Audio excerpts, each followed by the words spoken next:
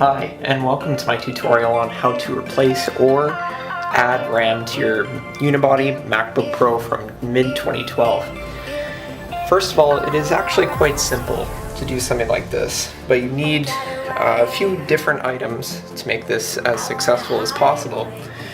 First, because the screws on the back of the MacBook Pro are so small, you would probably need a container, something like this, so that you can put all the little screws in so you do not lose them. If you do, it's pretty much game over for you.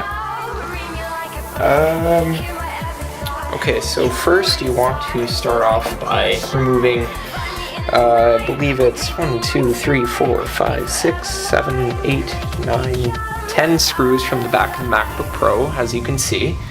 Before I forget, first of all, you want to shut it down, because if you start fooling around with the guts of this computer, you risk shocking yourself, which can be very painful at times. Okay, so now that it's shut down, you want to turn the MacBook Pro over, and you want to, like I said, remove the 10 screws from the back of the MacBook. I'm going to speed it up here so that it isn't quite as agonizing to watch as it is for me. So I will be back in a flash.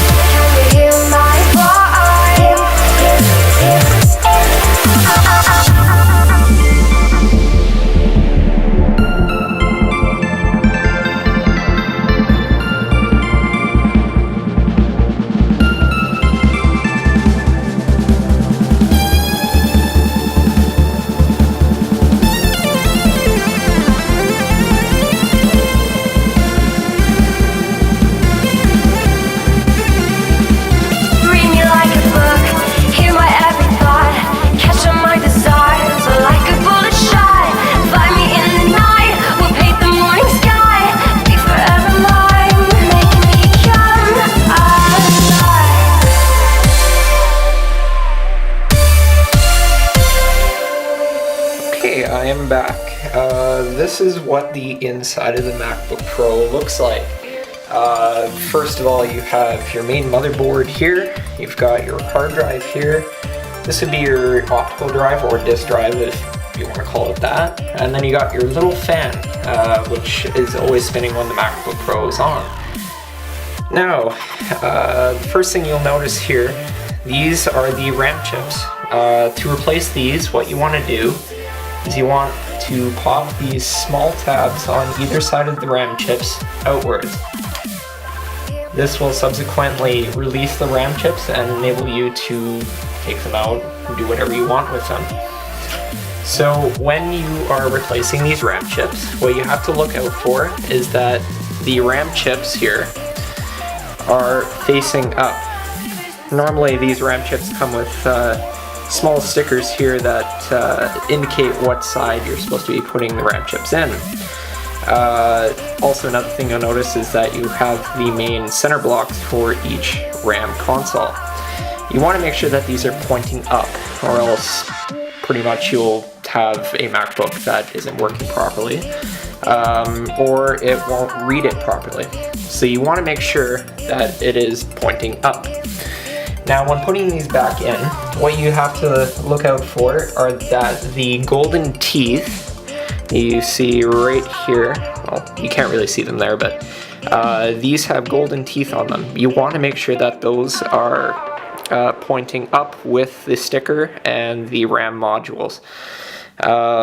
Here, hold on. Okay, so when putting these in, you have to make sure that this is going to fit properly, but you could also see that there are golden teeth on the inside of the MacBook. You want to line these up with the golden teeth on the RAM module. So what you do is you just put a little bit of pressure down on it, and then once you feel that it is secured, what you do is you just push down, and you will hear a very slight click. That means that the RAM chips are completely secured and that you will be able to start your computer back up once you have the back cover on.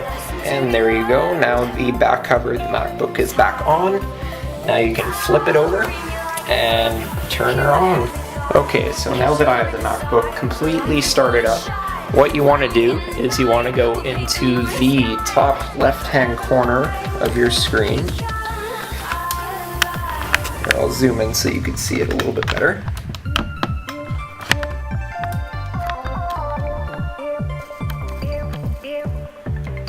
For any of the people that use Mac, you would know that you would have to go up to the Apple symbol in the top left-hand corner, and then the first option in this menu is About This Mac.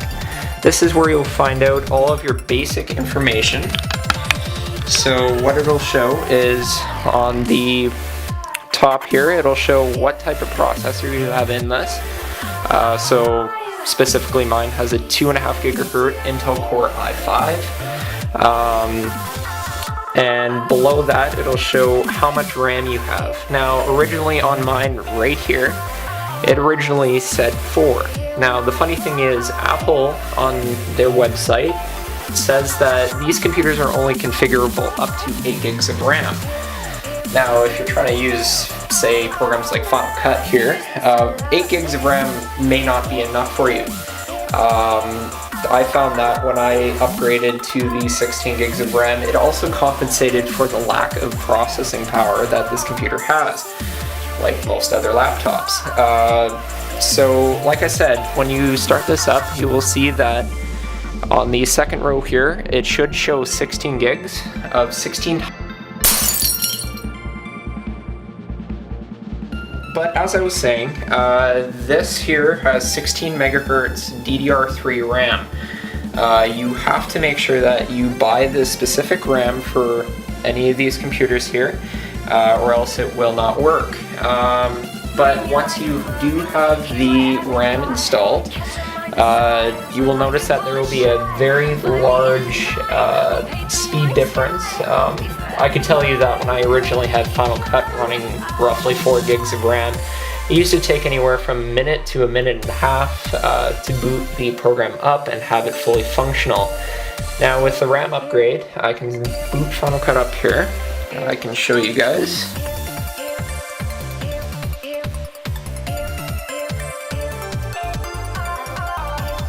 Okay, so as you can see, Final Cut booted up in about 10 to 15 seconds instead of a minute and a half.